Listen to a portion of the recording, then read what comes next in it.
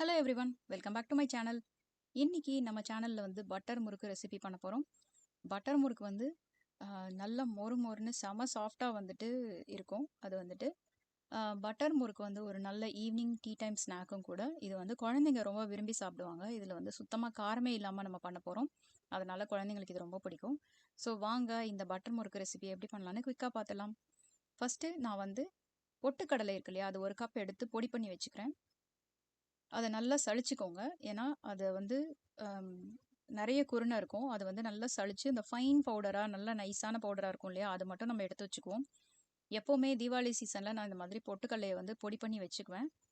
எல்லா பலகாரத்துக்குமே அது யூஸ் ஆகும். அடுத்தது ஃபஸ்ட்டு பட்டர் முறுக்கு பண்ணுறதுக்கு 1 கப் அளவுக்கு நான் இன்றைக்கி அரிசி மாவு எடுத்துக்கிறேன். கடையில் வாங்கின அரிசி மாவு தான். அதுக்கப்புறமா 2 டேபிள் ஸ்பூன் அளவுக்கு கடலை மாவு எடுத்துக்கிறோம். அதுக்கப்புறமா 2 டேபிள் ஸ்பூன் அளவுக்கு பொட்டுக்கடலை மாவு சலிச்சு வச்சுருந்தோம் இல்லையா, அதை எடுத்து சேர்த்துக்கலாம். இந்த பண்டிகை காலத்தில் பொட்டுக்கடலை மாவு எப்போவுமே வந்து ரெடி பண்ணி வச்சுக்கிறது நல்லது. அதுக்கப்புறமா 1 டேபிள் ஸ்பூன் அளவுக்கு சீரகம் சேர்த்துக்கலாம். சீரகத்தை நல்லா கையில் இந்த மாதிரி வந்துட்டு லைட்டாக கசக்கி போட்டோம் அப்படின்னாக்கா அதோட ஃப்ளேவர் இன்னும் கொஞ்சம் நல்லா உள்ளே இறங்கும். அதனால நம்ம அப்படி சேர்த்துக்கிறோம். இதோட ஒரு 1/4 டீஸ்பூன் அளவுக்கு உப்பு சேர்த்துக்கலாம். அடுத்தது 1/4 டீஸ்பூன் அளவுக்கு பெருங்காயம் சேர்த்துக்கிறோம். பெருங்காயம் நிறைய டேஸ்ட் பிடிக்காதவங்க கொஞ்சம் கம்மியாகவே சேர்த்துக்கலாம். அடுத்தது 2 டேபிள் ஸ்பூன் அளவுக்கு உருக்கின பட்டர் சேர்த்துக்கலாம். பட்டர் முறுக்கில் இந்த பட்டர் தான் வந்து மெயின் இன்க்ரீடியண்ட்டு. ஸோ எந்த அளவுக்கு பட்டர் சேர்த்து நல்லா பிசைகிறோமோ அந்த அளவுக்கு பட்டர் முறுக்கு உங்களுக்கு நல்லா சாஃப்டாக கிடைக்கும். அதனால் இதை நல்லா போட்டுட்டு இது வந்து ஃபுல்லாக எல்லா மாவோடையும் சேர்கிற மாதிரி நல்லா மிக்ஸ் பண்ணிக்கோங்க. இதில் நீங்கள் பேக்கிங் சோடா, பேக்கிங் பவுடர் எதுவுமே ஆட் பண்ண வேண்டாம். பட்டர் முறுக்கு இந்த இன்க்ரீடியன்ஸை ஆட் பண்ணாலே போதும், உங்களுக்கு நல்ல மொறு மொறுன்னு கிடச்சிரும். ஸோ இப்போ இதை நல்லா மிக்ஸ் பண்ணி கம்ப்ளீட்டாக வந்து மாவோட சேர்கிற மாதிரி பட்டரை நல்லா மிக்ஸ் பண்ணிடலாம். அதுக்கப்புறமா தண்ணி கொஞ்சம் கொஞ்சமாக சேர்த்து நம்ம வந்து இதை வந்து மிக்ஸ் பண்ணிக்க போகிறோம். தண்ணி வந்து கொஞ்சம் கொஞ்சமாக தெளித்து நம்ம வந்து அதை மிக்ஸ் பண்ணி எப்படி இருக்கணும் அப்படின்னு பார்த்தீங்கன்னா, இது வந்து ரொம்ப வந்து மாவு வந்து சப்பாத்தி மாவு அளவுக்கு சாஃப்டாலாம் வராது. ஏன்னா இதில் இருக்க எல்லா இன்க்ரீடியன்ஸுமே கொஞ்சம் நேரம் தான் இருக்கும். அப்படிங்கிறதுனால அது வந்து ஒரு பிழியறதுக்கு தகுந்த மாதிரி ஒரு மிக்ஸாக இருந்தால் போதும். அந்த அளவுக்கு மட்டும் நம்ம அதை மிக்ஸ் பண்ணி எடுத்துக்கலாம். ரொம்ப ஸ்மூத்தாக வலுவலுன்னு இருக்குமா அப்படின்னு பார்த்தீங்கன்னா இருக்காது இந்த மிக்ஸு. ஸோ அவ்வளோதான், இப்படி தான் இருக்கும். இப்போ இதை லைட்டாக அப்படி இப்படின்னு பிச்சு பார்த்தீங்க அப்படின்னாக்கா வந்துட்டு அந்த அரிசி மாவோட டெக்ஸ்சர் நம்மளுக்கு தெரியும். அடுத்து உலக்கில் இப்போ எடுத்து நம்ம வந்து உள்ளே ஃபுல்லாக பட்டர் தடவிருக்கோம். இந்த டைமில் எண்ணெயை காய வச்சுட்டு நம்ம இதை வந்து லோட் பண்ண ஆரம்பிக்கலாம். ஸோ இது ஃபுல்லாகவே அரிசி மாவு அப்படிங்கிறதுனால நல்லாவே வந்துட்டு டெக்ஸ்சரில் உங்களுக்கு டிஃப்ரென்ஸ் தெரியும்.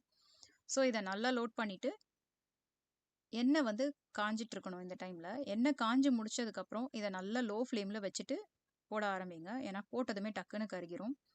ஸோ கரெக்டான கன்சிஸ்டன்சியில் இருக்குது அப்படிங்கிற பட்சத்தில் நீங்கள் இந்த மாதிரி லைட்டாக பிழிய ஆரம்பிக்கும் போதே பார்த்தீங்கன்னா அதுவே கட்டாகி விழுந்துடும். அதுதான் பட்டர் முறுக்கோட செய்கிற பதமே. ஸோ இந்த மாதிரி வந்துட்டு நம்ம பிழிஞ்சு விடலாம். இல்லை உங்களுக்கு கண்டினியூஸாக அப்படியே முறுக்கு மாதிரி பிழியறதுக்கு தான் வருது அப்படின்னா கூட லைட்டாக பிழிஞ்சு விட்டிங்கன்னா அது ஈஸியாக தான் உடைக்கிற மாதிரி இருக்கும். ஸோ அதனால் அந்த பட்டர் நம்ம சேர்க்கறதுனால அது வந்து எப்போவுமே இந்த மாதிரி ஈஸியாக வந்துடும். ஸோ ரொம்ப கஷ்டமான இதுவே கிடையாது. இந்த ப்ரிப்பரேஷனே ஹோல் டைம் பார்த்தீங்கன்னா ஒரு 20 மினிட்ஸ்க்குள்ளே மொத்தமே வந்து எல்லாமே பண்ணி முடிச்சிடலாம்.